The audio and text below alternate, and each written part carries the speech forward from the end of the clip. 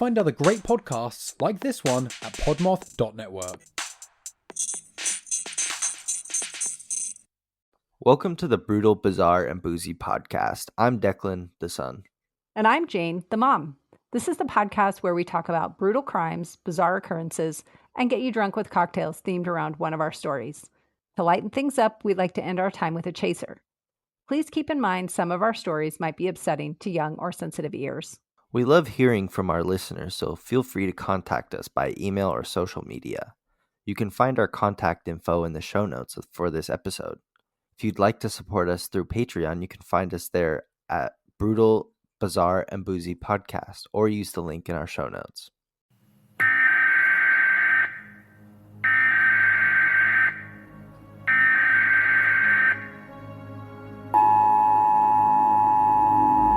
This is not a test. This is your emergency broadcast system. Curfew is in full effect. Everyone lock your doors and don't answer after midnight. Early on Wednesday episodes are about to be released. Tell us about your encounters with Early on Wednesday. Ladies, this is Natasha with Cryptids, Creeps, and Conspiracy. You guys are great. I mean, you're funny. You're very interactive with people, both on the pod and through social media. And your guys' detail in your episodes is great. I think it's pretty awesome. Stacey and Lavender keep you very engaged in the topic. And you guys make me laugh throughout my day when I'm having a crappy day. You heard it here first. Stay safe out there, ghouls. I'm Mandy. And I'm Avery. We're the hosts and creators of Thick Thighs and Creepy Vibes. Join us as we take a deep dive into the macabre and the unexplained. Listen every Wednesday as we take you on a chilling journey that transports you to all corners of the Great White North. Let's boot those Sunday scaries while we take a rip into the harrowing tales of the haunted and the supernatural phenomena that defy explanation. So grab your ketchup chips and your Caesars and make sure to creep it real. Welcome back, everybody. Thank you for joining us today. Yes, it's always good to hang out with you guys. You too, Mom? Yeah, same to you, bud. What story are you going to be telling us today? I've got the story of Maura Murray. I know that name, but why am I blanking on it? I know that I'm really name. hoping we didn't do it before. I didn't look and see if we had already done it, so I'm really hoping. I don't think so. Okay, cool. What is your story today? I went spooky again, and I did another haunted location. So okay. We'll see. This is a more local to us haunted location. It's on the Oregon coast. So I've driven past it several times, but I've never been to it. But now I really want to go, of course, because it's fun. So yeah, I will not be joining you, but I'd like to hear the story. What if we go during the daytime? I don't want to bring anything back with me. I'm good. Okay. That's what poltergeists do, right? They follow you home or something? I think so, but I don't know that there's any poltergeist. I mean, we'll get into it, but the stories that I have are pretty, not scary, nothing. I didn't find any weird, creepy heads hanging from the ceiling or anything like that kind of stories. So we'll see. Anyway, but it's about the Heceta Head Lighthouse, which is between Florence and Newport. It's 12 miles north of Florence. Okay, right over by me then. About an hour and a half away. Yeah. So. Okay. Exciting. And to go with the story, I brought the Foghorn cocktail because lighthouses have foghorns. I do declare. Yeah, exactly. I didn't even think about that. Oh my God, that's fantastic. Foghorn Leghorn. That's, Yeah. oh God, you got me on Had to that say one. it. That's Had to say great. it. Yes, perfect. Perfect. Well, this is not about a giant A funny rooster. chicken. Okay. Right. Yeah. This is about foghorns that are on a lighthouse. But, I suppose if we had done like a giant chicken or giant rooster story, we could have used it for that too. It would have True. been Could have worked funny. for that headless chicken that lived for like 5 years after it got its head cut off or something. Ew. Yeah. No. Oh, would that fit brutal or bizarre or gross? Just gross. We need to Just have a gross. gross category. Yuck.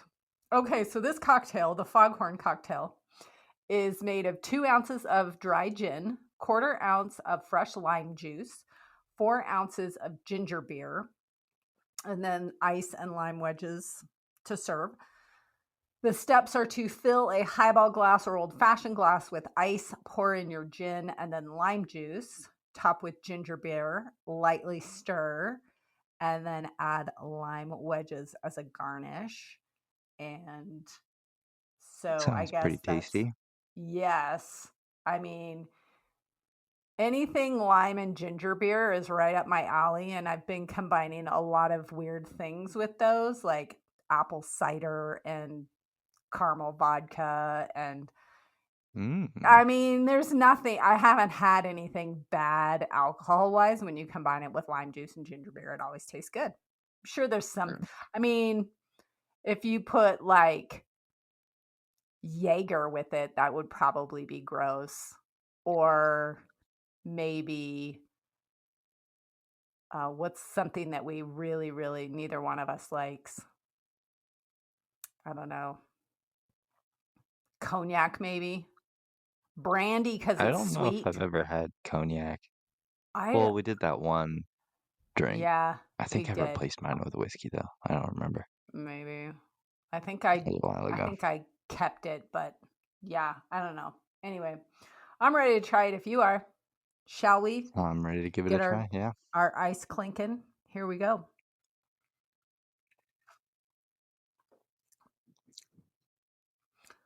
Yeah, not bad.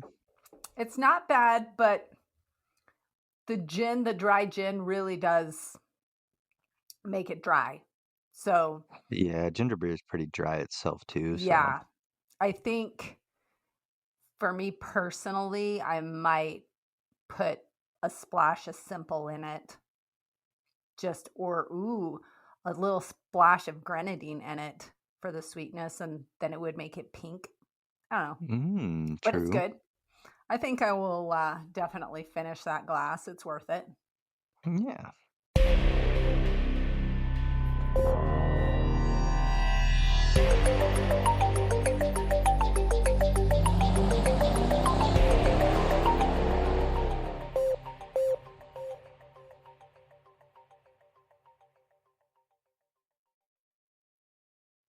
Okay. Are you ready for some history of this lighthouse? Because, of course, we Sure. have to start there. We can't just dive right into the ghosty, spooky stuff. Gotta figure out why it's haunted. Because it's old. Okay. I mean, yeah, it's old. Something's old enough. Someone's had to die there before. Probably. I mean, there are some problem with some of the deceased activity. There was some of it, there weren't a lot of records that were kept because it wasn't directly like the lighthouse keepers. We'll talk about it later, but basically they didn't keep records if it was the families of the lighthouse keepers. So they don't really know a lot of information, but it's got a pretty interesting long history. So if you've ever seen a lighthouse picture of the Oregon coast, it's likely been a picture of the Heceta Head lighthouse. This lighthouse is said to be one of the most photographed locations on the Oregon coast. There's quite a few lighthouse pictures that are not of Heceta Head, of the other ones, but this one is a tall cylindrical building. Obviously aren't most of them. And it's sitting along the very rocky coastline of the Oregon coast. So for people who don't know what the Oregon coast looks like, it's a lot of rocks that drop straight off into the ocean, and it does not look like an inviting place to hang out. And it's cold, and it's often gray and dreary. And yes, we say the Oregon coast. It's never, I don't think ever anyone's called it the beach. You call it the coast. When you're from There's Oregon, like a couple spots where there's like an actual beach, but most of it Right. isn't really walkable without like shoes. Right. And I mean, we've been to several places like Gold Beach. Obviously, Gold Beach has a beach. There's beaches in Newport. There's beaches in Florence, but no one from Oregon ever says, I'm going to the beach. Unless they're going to a beach in California. If they're going to the Oregon beach coastline, it's the Oregon coast. That's just the way it is. You don't call it anything else. The lighthouse building itself is 56 feet tall, and it features a red roof. There are a couple of nearby smaller buildings on the property as well. Originally, there was a head keeper's residence as well as a duplex that was used for housing the assistant lighthouse keepers. The lighthouse sits 205 feet above the Pacific Ocean. It is located 12 miles north of Florence, Oregon, which is kind of center of the state, basically. It's like central. The light feature is the most powerful of all Oregon lighthouses and shines a light that is visible for 21 miles and shines for 8 seconds every minute. The bluff that the lighthouse sits on was named Heceta Head in 1862 after the Spanish explorer Bruno de Heceta, who had sailed along the Oregon coastline in 1775. He was just checking out the coastline and looking to see what he'd find, and apparently people knew him for that. So when they named this portion of the coast, they named it Heceta Head after him. The lighthouse tower construction was completed in August of 1893, but due to some delays in shipping of the lighting mechanism, the light itself wasn't lit until March of 1894. Maintenance and running of the lighthouse was done by 3 lighthouse keepers, 1 main keeper and then 2 assistants. In the beginning, the light was a giant oil lamp, which required constant cleaning of the glass in the tower, as well as moving the oil from the ships that would bring it in, because it's on the coastline, so, easy to ship that way.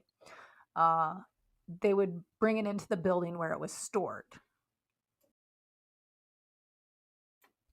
Because of this isolation, Heceta Head had its own post office and one-room schoolhouse. It's a pretty remote area of that coastline at the time. One teacher taught the lighthouse keepers' children as well as area ranchers and farmers' children. In 1916, a larger school was built for the children that went there. There was a whopping 14 children that were attending school there at the time. Could you imagine 14 children? I mean, we don't even have class sizes. Grade. Yeah. That's it. 14 kids in the entire school. No. But they got a good education. I don't. Yeah, no kidding. In 1930, the extreme isolation started to improve when the Oregon Coast Highway was constructed between the town of Yachats and Heceta Head, a distance of about 14 miles. The lighthouse became electric in 1934, which meant fewer lighthouse keepers were needed, so the main keeper's house was torn down. On the grounds near the lighthouse was the duplex that I mentioned, and that for many years that was occupied by the assistant lighthouse keepers. But since they tore the main one down, when they cut back on the number of keepers, they kept the duplex, and that was where the lighthouse keeper lived in. Only one lighthouse keeper was necessary until it became automated in 1963, at which time the final lighthouse keeper, Oswald Alec, retired. Once the lighthouse became automated and a keeper was no longer required, the property started to fall into disrepair. So this lighthouse is on an island, no? No, it's a point. It's not an island itself. It's actually on the coastline, but Heceta Head does jut out a little bit more than the surrounding area. Yeah, I know I've been to one of the lighthouses on the coast. I don't remember which one, and I think if it's the haunted one, that makes sense because I had the Did fucking spooky stuff happen bottom to pan you? of my Infinity ripped off in the parking lot. Really? Yeah, my ex was driving the car and hit a bump too hard and had to listen to Oh. it rattle all the way home. Oh, Jesus. Yeah. Yuck. During World War II, the property and its buildings were used as military barracks.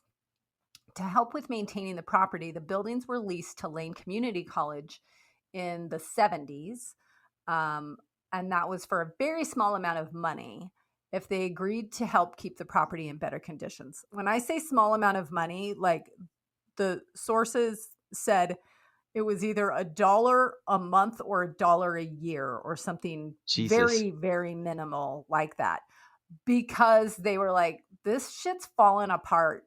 If we lease it to you and you use it, you just got to keep it up. And they were like, that's cool. Yeah. Okay. Basically free property, right? Yeah. The school did some modifications to the duplex to allow them to conduct some classes there. It was eventually listed on the National Registry of Historic Places in 1978, which helped protect the property and allowed it to be rehabilitated. In 1995, the keeper's house was leased privately from the Forest Service and is now a bed and breakfast, which is where a lot of these stories come from of the haunted Creepy. activity. Yes. With the long history of the lighthouse, it's no wonder that it's been reported to be haunted. It was even named the creepiest place on the Oregon coast by HGTV. So kind of cool. The most commonly reported ghost is a gray woman seen wearing a Victorian-style dress. No shocker there. It's probably a white dress. Always a white dress, isn't it? They never wear red There's always dresses. a lady in white. I mean, come on. She is known as Rue, her name being acquired in the 1970s when a group staying at the keeper's house were playing with a Ouija board. She is not known to be threatening or scary in her appearances, but many have heard sounds like sweeping movements coming from the locked attic, which would definitely be creepy. It's not known who exactly Rue was, but she's believed to have been the wife of a lighthouse keeper. The theory of why Rue is still there is also up for debate, but many believe her daughter drowned and died on the premises, and Rue is there trying to find her daughter. As I said before, records about the lighthouse keepers' families were not kept, so confirming her identity or the story of what happened and why she might be there is essentially impossible. So nobody really knows. However, there is an unmarked grave on the hillside on the property that has never been disturbed. So they think that that grave might be one for a child and that's why Rue is there. But because they didn't keep records of a lighthouse keeper's wife or family living there, they don't know even if anyone by that name lived anywhere close by. They just don't know. One of the first publicized ghost stories occurred in 1975 and was published in a local paper. A workman reported having been in the attic cleaning the glass, and he noticed something odd in the reflection of the window. He turned to see an apparition of an elderly woman. The sight terrified him and scared him from the house for several days. Upon his return to the property, he refused to go back into the attic, resuming his work from the outside of the building. During his work, he accidentally broke a window, which he would only fix from the outside because he was like, I'm not going up there. You can't make me. I'm not doing it. So he repaired this window from the outside, but he didn't tell anybody about it. That night, the caretakers of the house reported hearing strange sounds from the attic. They claimed it sounded like someone was sweeping glass across the floor. And the next day they went up to find a nice, neat pile of broken glass that had been swept up. It was creepy. Yeah. Very. That's just, yikes. But they hadn't known that window had been broken because he didn't tell them. So that was a little bit of a surprise for them. Guests over the years have reported seeing ghosts in different locations around the house. One guest reported feeling a presence climb into bed with her, which remained there for several hours. And No I think thanks. I think we talked about this with the Santa Maria Inn. If Yeah. ghosts are climbing into bed with me, that might be my I'm leaving. tipping point. Yeah, I might be like, okay, we're done. I'm definitely not down for that. I'm I leaving don't at want the to first. spoon a ghost. Ooh. Yeah. No ghost spooning. No. No, thank you. Some guests claim items have been moved around their rooms when no one was in there, while others report items going missing, but then turning up later. So, like, their slippers get moved from one side of the room to the other. Something that they're looking for just vanishes, and then the next day it's like, or a few hours later, it's back where they were looking for it originally. Freaky. Which is creepy, but also would piss me off because Yeah. I already forget shit enough. Don't be moving stuff around on me and then putting it back. Like, if you're going to take it, just take it. Don't put it back, because then I'm thinking I'm an idiot. I think I'm crazy. And I didn't see it. Yeah. Exactly. I don't need any more reason to think I'm crazy. Housekeepers have also noted feeling like they are being watched and noticing body impressions in the bed, as if someone just sat there after they just made the bed. So you make your bed, you turn around, and there's a butt imprint of somebody sitting on the edge of the bed. Of course, there are common reports of strange smells and empty rooms, particularly of an older style perfume. Windows are mysteriously found unlocked right after someone purposefully locked them. Disembodied voices have been heard inside the house. Some caretakers have brought their pets to the property and have reported that the pet will often sit in the basement and like stare at a location, like staring in the corner, as if they can see something that the humans cannot see. Okay, to be fair though, dogs just stare at like random shit. Like, true, and so does the cat. I mean, I don't know if all cats do it, but several cats that we've had, Hemi sits there and stares at the ceiling in the house all the time. I don't know why. She's special. She might be missing a few screws upstairs. So who knows? Definitely. Or maybe she's seeing something, but I'm going to go with she's just weird. Yeah, definitely. Yeah. So maybe what the animals are seeing is a gray ghost cat that's also been reported seen roaming around the building. So not just ghost humans, but ghost cat too. The bed and breakfast doesn't allow children to stay there who are under the age of under the age of 10. So when guests have heard children playing in the halls, it's rather weird, especially when the hallway is empty. That's weird. I don't know. I think ghost kids would probably creep me out the most out of any kind of ghost stuff.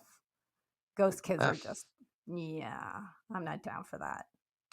Of course, the area wasn't first occupied by the Lightkeepers. There were Native American tribes living in the area prior to the building of the lighthouse.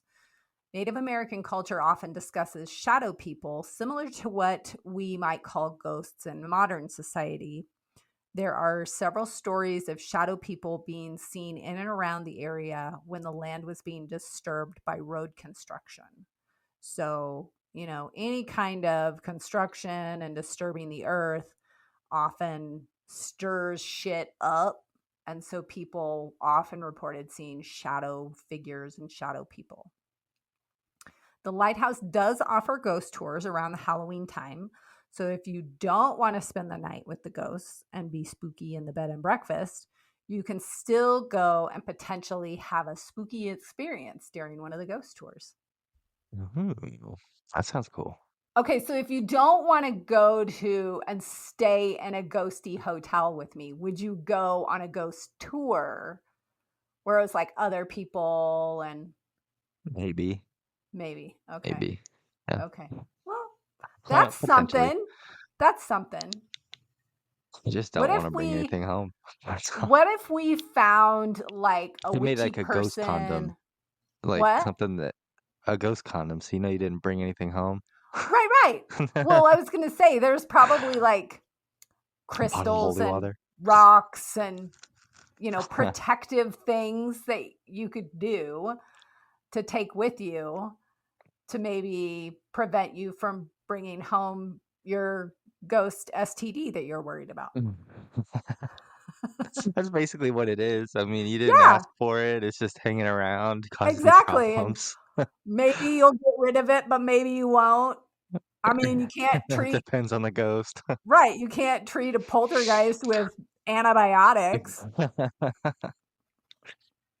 Oh, gosh. That's funny. Oh. All right.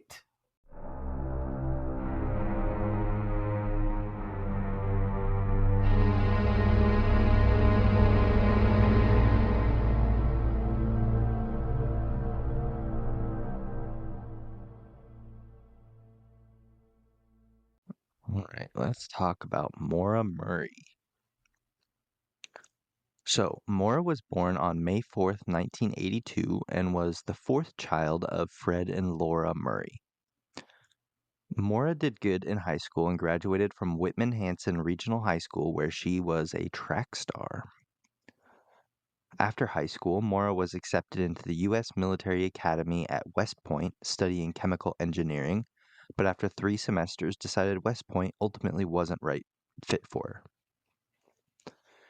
She transferred to University of Massachusetts Amherst to study nursing.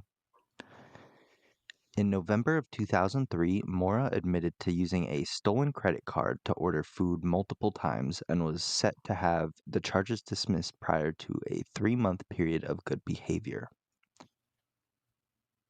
On the evening of February 5th, 2004, Maura was working her security job on campus when she got a phone call from her sister, Kathleen. Kathleen had been in rehab for a few months due to alcoholism, and when she called Maura, she told her that while her fiancé had picked her up from rehab, he caused her to relapse when he drove her to a liquor store. What a dick. Yeah, so same day, just right from the rehab to the liquor store. Wow. Not cool. At around 10:30, her coworkers reported that she broke down in tears and went mostly unresponsive, just kind of sitting at her desk. Her manager decided to take Maura home around 1:20 a.m., and when she was asked about the event, she replied with 2 words, "My sister," and then closed the door to her dorm room. 2 days later, Maura's father arrived in Amherst so the two could go car shopping, and afterwards had dinner with a friend of Maura's. Maura dropped off her father at his hotel and borrowed his car for the night. Maura drove to a party on campus around 10:30 that night and reportedly drove home around 2:30. About an hour after Maura drove her father's car, about an hour later, Maura drove her father's car into a guardrail, causing roughly $10,000 in damages. Oh, which wait a to second. a Camry, that's basically totaled. Yeah. Okay. So was it $10,000 just to Back the then. car or also to like the guardrail? just to the car. I think I Holy saw a shit. calculation of about $16,000 today. Wow. Yeah. What year was it? Um, 2000, early 2000s. Okay. Yeah. I'm surprised that didn't total the car. Yeah. The responding officer wrote an accident report but did not run a field sobriety test and drove her back to her father's hotel room. At 4:49, a phone call was made to her boyfriend on her father's cell phone.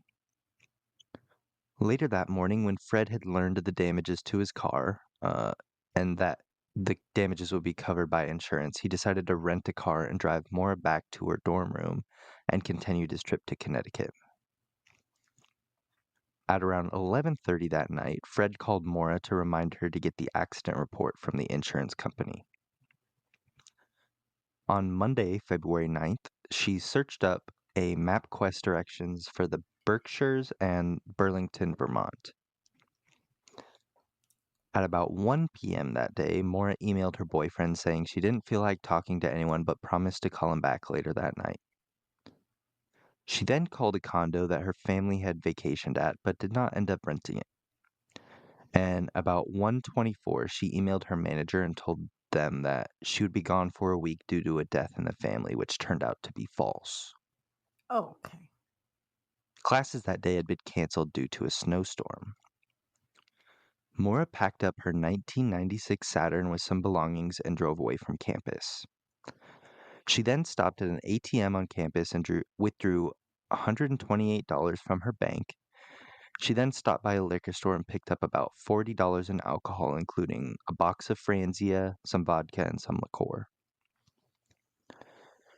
At some point after this, she stopped by the Registry of Motor Vehicles and picked up an accident report form. After all her errands were run, at around 4 p.m., Maura left Amherst along Interstate 91. A few hours later, around 7 o'clock at night, a woman reported a black Saturn had crashed against the snowbank along Route 112 in New Hampshire. She initially reported a man was inside the car, but later said this detail was false. What? A bus driver who lived nearby spotted the crash and pulled over. He said that he saw Maura walking around and offered to call the police for help, to which she resisted and said she already called AAA. However, AAA had no record of her call. Okay.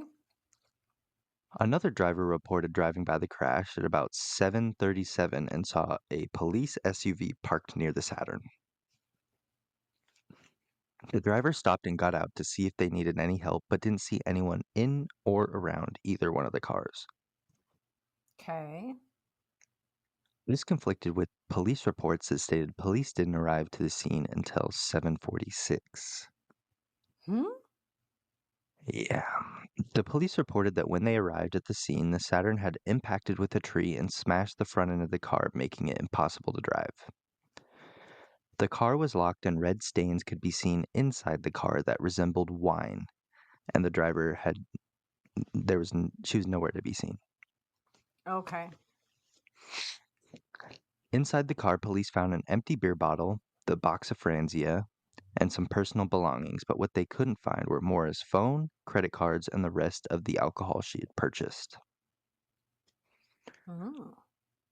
At around 8 o'clock that night, a driver about 4 to 5 miles from where Maura's car was found noticed a young lady jogging down the highway, but did not report it to the police until about 3 months later when he got news of Maura's disappearance.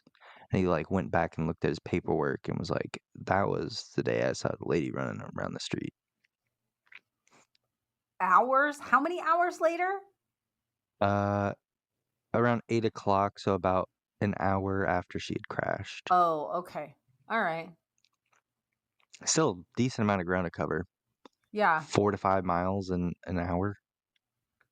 Yeah. He said she was jogging though, so I don't know. Yeah. At about 8:49, emergency services arrived with a fire truck and a tow truck to clear the scene and tow the car to a local garage, where it was discovered that a rag had been shoved in the tailpipe, which, according to movies, that shuts the engine off, but I don't think that's accurate. Like, I did some digging around, and it's like that wouldn't really do much. Like, mechanics use it to find exhaust leaks, and that's about it. Okay. But Maura was declared as missing at 12 the next day, like, so right around noon. Fred was contacted by one of Maura's sisters about the disappearance and called police, who told him a search by Fish and Game would be conducted the following day if she was not found. Fred arrived before dawn the following day and helped in the search. A tracking dog picked up her scent but lost it after about 100 yards, which led to police to believe that she'd gotten into another car. Police initially believed that Maura had gone out here to commit suicide. However, her family dismissed the concept, saying that she was fine. Her dad had dinner with her like the day before, and she seemed fine. What? Why would they jump to that conclusion? That's a It seemed like that's a there was a lot leap. of like police fumbling in this case from everything I read. I hate that. Yeah. I hate that. At around 5 that night, Maura's boyfriend received a voicemail from an unknown number, and he believed that it was the sound of Maura sobbing. Oh. Yeah. Because he was traveling. I think he was in Oklahoma, and he was traveling to the police station to get interviewed and stuff like that. Wow. That call was traced to an American Red Cross. Yeah. Okay. Super weird. And that lead goes nowhere. Like, Ooh. it's... Anyways. I don't like 10 it. days after her disappearance, the FBI came involved and made the search nationwide. In November of 2005, a man made a post on a blog dedicated to Maura's disappearance, stating that he saw a black backpack matching Maura's bag in a bathroom at a rest stop about 30 miles from where the car was found. Okay, wait a second. Okay. A black backpack?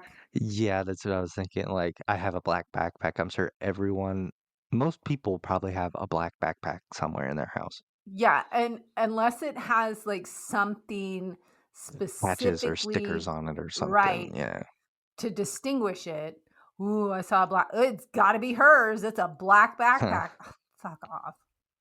I don't know how many black backpacks I've owned in my lifetime, but it's been a couple multiple. For me. Yeah. Yeah. Senior Assistant Attorney General Jeffrey Strelzin, I'm going to go with that, Strelzin, announced that law enforcement was aware of the backpack but did not disclose if it had been tested forensically at all. Around this time, a man approached Fred and gave him a rusty knife and stated that his brother used to live about a mile from where Maura's car was located and acted super strange following Maura's disappearance. What? Yeah. The knife was given to state police for testing. However, the results were never released to the public. So we don't really know. The New Hampshire League of Investigators, a team of 10 retired cops and detectives, took up the investigations in 2006. Cadaver dogs led them to a home about a mile from where Maura's car was found and alerted to the scent of a cadaver in the closet of the home. No. The house belonged to the brother of the man who gave Fred the knife. No. Yeah.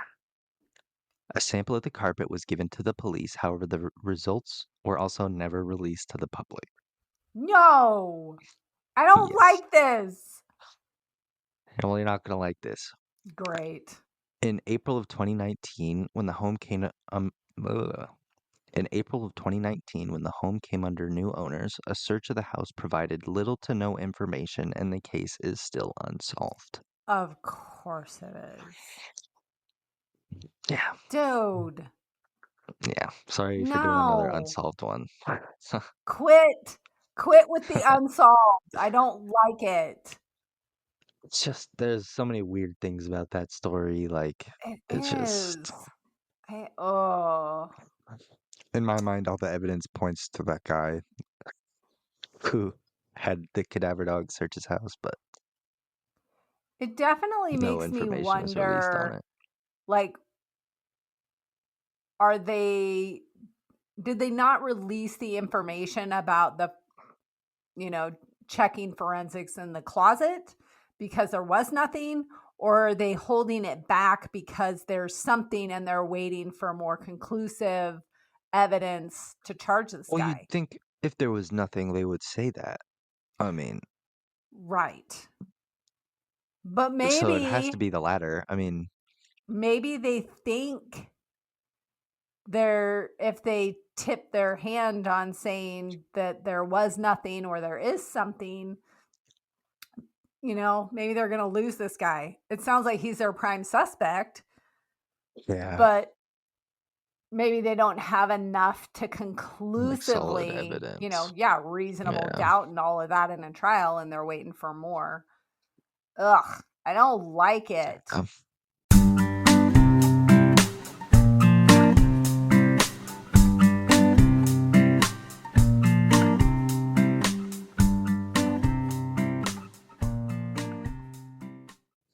Well, do you have a chaser to make things better? I do.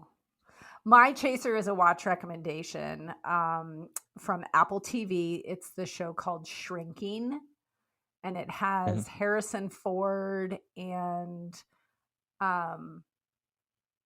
it's we started watching it recently. It's fucking hilarious. It's so good. The main character is why can't I think of the name? From How I Met Your Mother, the tall guy, married guy. My brain is Jason Segel. No. Great. Now I have to look it up. Stand by. Tall guy from isn't that Jason Segel? No, not Segel. Stand by. Jason Segel? You could Segel. Did I pronounce it wrong? Jason Segel. I was thinking the other Yeah. Jason Segel. dorky guy. Yes. And now I have to go and look at what the frick his character name was on How I Met Your Mother, because it's driving me Is it Marty mad. or something like that? God, he was in Forgetting Sarah Marshall. He's been on so much. Yeah, he's a good actor. I really like him. Marshall. There we go. Marshall. He's like the main character, but there are so many good characters in this show, and it's all about he's a therapist whose wife died. I think I saw a couple episodes of this. Dude, it's so good. I know you don't typically do shows, but it is worth it because it's just funny. The stuff that the characters get into. My favorite part, absolute favorite part, was they're in the street talking to the neighbor, and the neighbor's like this nosy bitch. And the neighbor's husband is leaving for work, and the neighbor wife is standing there, and the bitchy neighbor's named Pam, and the neighbor husband Derek says, "Hi Pam," and his wife goes, "Don't be nice to her, we don't like her."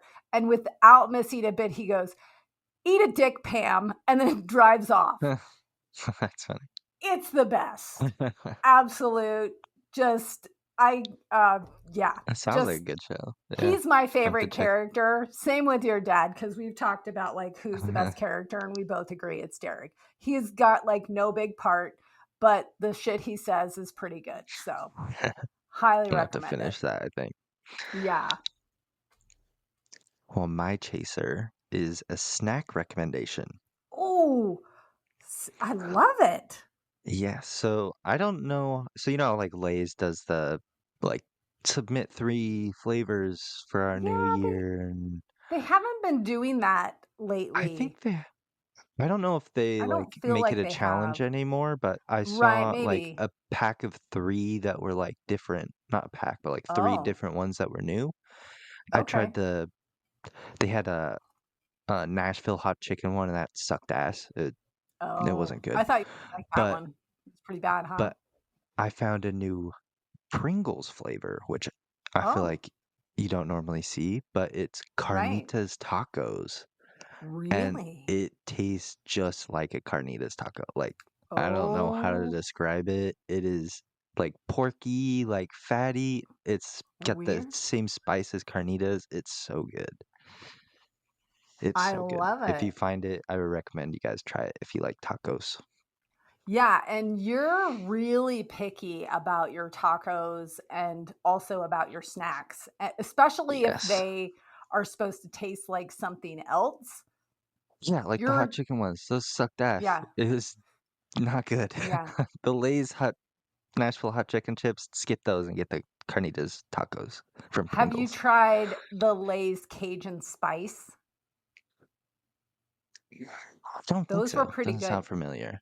Those were pretty good. They're not like super spicy. They're not like hot, but they do have that like kind of blackened spice flavor to them. I liked Okay. them. Of course, your dad didn't because he doesn't like anything that is not just a plain. Yeah. He's True. He just like his snacks are very basic. Yeah. And he doesn't like more than like 2 flavors. If there's competing things, he's like, that's too many flavors together. You can't have that. Yeah. He's a weirdo. So, definitely. Well, I think that brings us to the end of today's episode. Thanks for joining us again, everybody. I enjoyed hearing Yes. your haunted lighthouse story, Mom. I have to go check that out on a tour or something. Yes, we should go do it next year, maybe. Yeah. For Halloween. Yeah. For funsies. All right. right. Nice chatting with you, bud. Love you. Yeah. Love you too. Bye. Bye. Hey, friends.